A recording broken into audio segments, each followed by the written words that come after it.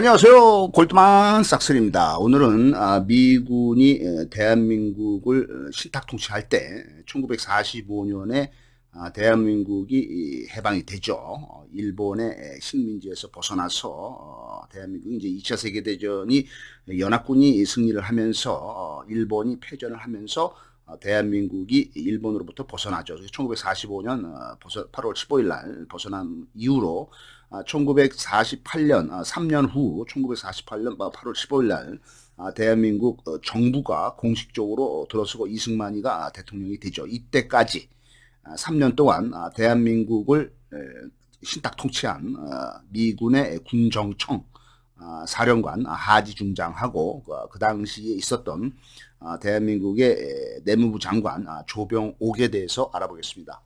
미군의 군정청 사령관 존 하지 중장, 별 3개죠. 이 사람은 1893년부터 1963년까지 70살에 사망하게 되어 있습니다. 1914년에 21살 아주 젊은 나이 때는 제1차 세계대전에 참전을 했습니다. 대대장으로 참전을 했죠. 대위 정도 되겠습니다. 대위나 소령 정도 되겠죠. 프랑스와 룩셈부르크 전선에 투입이 되었습니다. 1차 세계대전은 이제 1914년부터 1918년까지 4년 동안 진행이 되었지만은 이 당시의 전쟁은 초기에 독일의 계획과는 달리 장기적인 참호전이 되겠습니다. 그래서 이제 참호에서 서로 장기적으로 서로 이제 버티는 그런 전쟁이 장기적이 되겠습니다.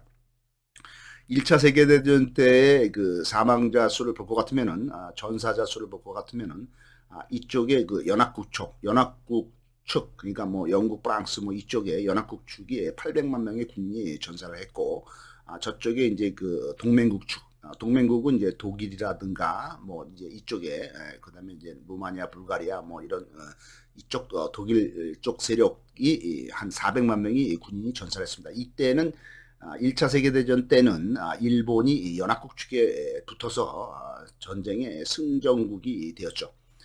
그 다음에 이제 2차 세계대전은 이제 1939년부터 1945년까지 한 5년, 6년 진행이 됐는데 2차 세계대전 때 전사자 수를 볼 것 같으면은 연합국 측이 1600만 명, 1600만 명이니까 이 연합국 측에 있었던 것이 이제 미국, 영국, 중국 이렇게 되겠죠.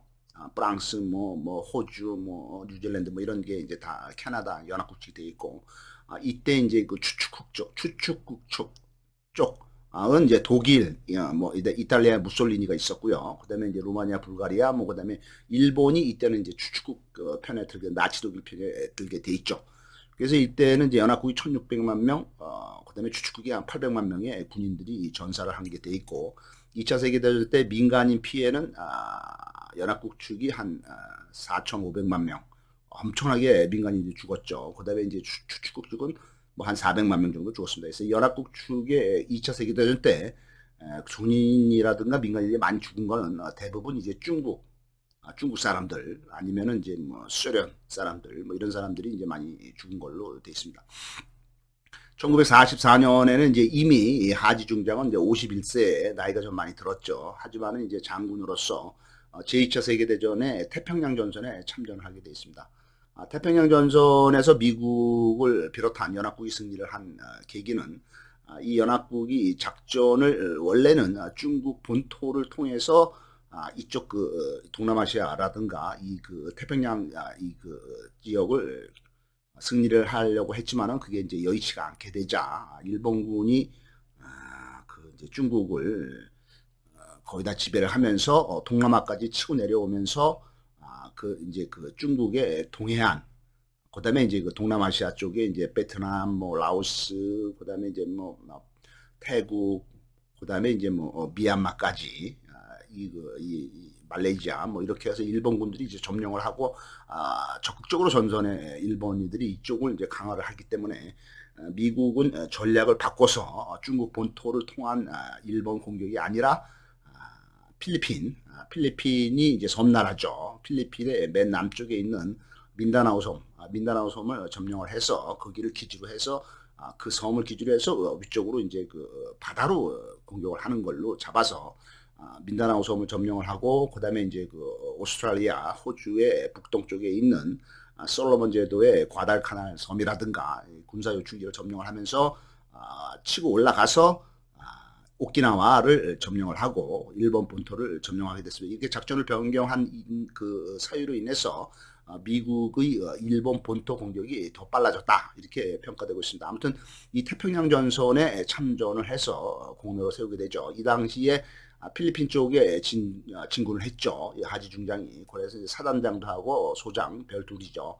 그 다음에 솔로몬 제도에서 전투에도 승리를 하고 이때는 이제 이제 별셋 중장으로 승진을 해서 사단장은 별둘 소장이고 군단장은 이제 별셋 중장이 되겠죠. 그래서 군단장으로 승진을 해서 솔로몬 제도에 있는 과달카날 전투에서 승리를 하게 되겠습니다. 1945년에는 이미 52살이 되었을 때는 일본 남쪽에 있는 오키나와 제도의 전투에서도 승리를 하게 되어 있고 24 군단장을 계속하게 되어 있습니다. 이때 이제 더글라스 메가더 장군이 그 인천 상륙 작전을 하죠. 이때 이제 이 그 하지 중장의 24 군단 소속이 그 밑에 있던 7보병 사단이 인천 상륙 작전에 참가를 하고 전공을 세우게 됐습니다. 이 전쟁으로 인해서 일본의 총독부가 항복을 하자 일본이 이제 그 히로시마와 나가사키에 이제 그 핵폭탄이 떨어지고 원자폭탄이 떨어지면서 항복을 하죠. 하지만은 공식적으로 일본이 문서에 항복 문서에 사인한 것은 1945년 9월 2일이 되겠습니다. 주한 미군 사령관이 되었죠. 일본이 항복을 하고 이제 한국에 이제 통치 지배 계층이 없으니까 대한민국의 주권을 대신해서 임시로 대한민국을 통치를 한 거죠.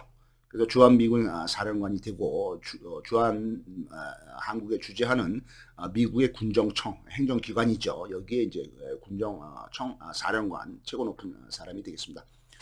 1948년에 8월 15일 날 대한민국이 그 공식적으로 이승만 대통령이 이제 그 주권을 가질 때까지 3년 동안 군정청 사령관으로 있으면서 대한민국의 정치 세력인 이승만, 김구와 정치적으로 충돌을 하게 되어 있습니다.